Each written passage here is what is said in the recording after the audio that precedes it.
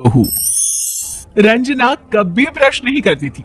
उसे कितनी बार उसके माँ बाप ने डांटा, लेकिन उसका कोई असर उस पर होता ही नहीं था, जिस कारण से उसके दांत पीले पीले हो जाते हैं। शादी के बाद। अरे बहू, वैसे तो तुझ में कोई कमी नहीं है, पर तेरे दांत दांत इतने पीले कैसे हैं बेटा? कैसे मतलब? कोई सर्जरी थोड़ी ना कराइए। वो तो क्या नाम, मैं ब्रश नहीं करती थी तो पीले हो गए। अब क्या करूं? आप कहें तो लाल करवा लूं या फिर काले? यार ये क्या है, क्यों माँ से लड़ रही हो? लड़ रही हूँ?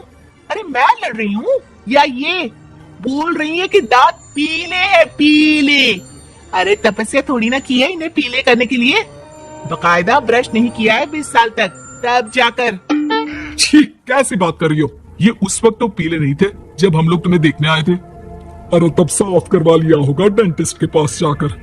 अब देखो कैसे पीले पीले लग रहे हैं। रंजना सास की तरफ गुस्से से देखती है।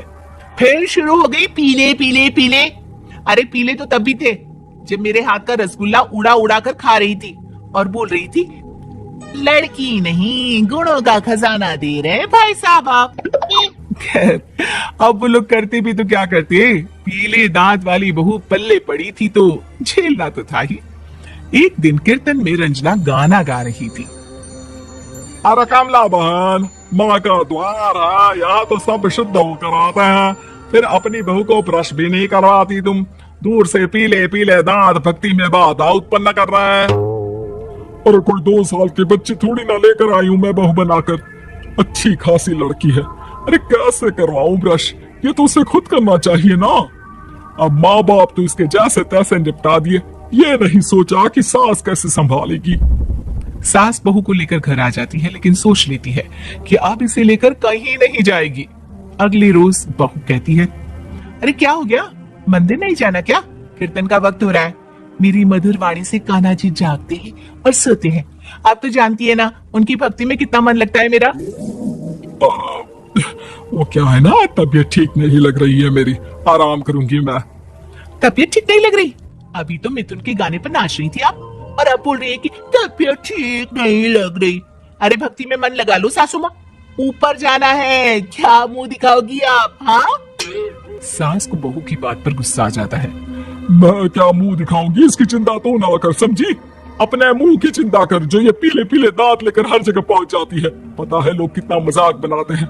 ना जी ना, मैं नहीं जाना कहीं तेरे साथ। तो ये बात है। कोई ना, मत जाओ, मैं अपने कमरे में ही बैठकर भक्ति कर लूंगी। ऊपर वाला दांत थोड़ी ना देखता है, मन देखता है, भावना देखता है। और अरे बस बस, तू सब कुछ दिखा, बस ये सफेद चमकदार दांत ना दिखाना किसी को, है? जा यहाँ से। बहू को सास की बात का कोई फर्क नहीं पड़ता, वो तो जैसी थी वैसी ही रह जाती है। सुबह नहाकर किचन में खाना बनाना, फिर खाना खाना, कीर्तन भजन करना और सो जाना। एक दिन, माँ जी मैं सहेली के घर जा रही हूँ, शाम को लेट आऊंगी। हो तो जाना, मैंने कौन सा तेरी आरती करनी है घर पर बैठकर। रंजना सहेली के घर जाती है, जहाँ वो पार्टी में जाने की तैयारी कर रही होती है। अरे शिखा, कहाँ जाने की तैयारी कर रही है? मैं गलत वक्त पर आ गई क्या? अरे नहीं यार, उल्टा सही वक्त पर आई है। मैंने ये साड़ी और ज्वेलरी निकाली है यार, शाम को इनके ऑफिस की एक पार्टी में जाना है। बताना कैसा लग रहा है ये सब? नहीं यार, इस ड्रेस के साथ तो वो वाली ज्वेलरी अच्छी लगेगी। हाँ सही बोल रही है, मैंने ध्यान ही नहीं दिया। वैसे तो हमेशा से मस्त फैशन सेंस रखती है। तो बड़ा जाती होगी ना पति के साथ पार्टी में। रंजना कुछ नहीं बोलती, बस सोचती है कि यार काश ये बात सही हो जाती, पर मैं क्यों नहीं जाती पार्टी में? क्या इन लोगों की कोई पार्टी होती नहीं होगी? रंजना घर आती है और रात में पति से सवाल करती है, एक बात बताइए, आप मुझे किसी पार्टी में क्यों नहीं ले जाते? क्या आपकी यहाँ ऑफिस में पार्टी नहीं होती? पति बेचारा क्या कहता कि दांत पीले हैं तुम्हारे इसलिए। अरे कोई पार्टी होती नहीं हम लोगों के ऑफिस में, तो कहाँ से लेकर जाऊं? और मार्केट, मॉल, कहीं वीकेंड घूमना, कहीं तो। अरे यार सारे हफ्ते में एक छुट्टी मिलती है, तो सोचता हूँ कि आराम ही कर लूं। क्यों? रंजना मन मार के रह जाती है।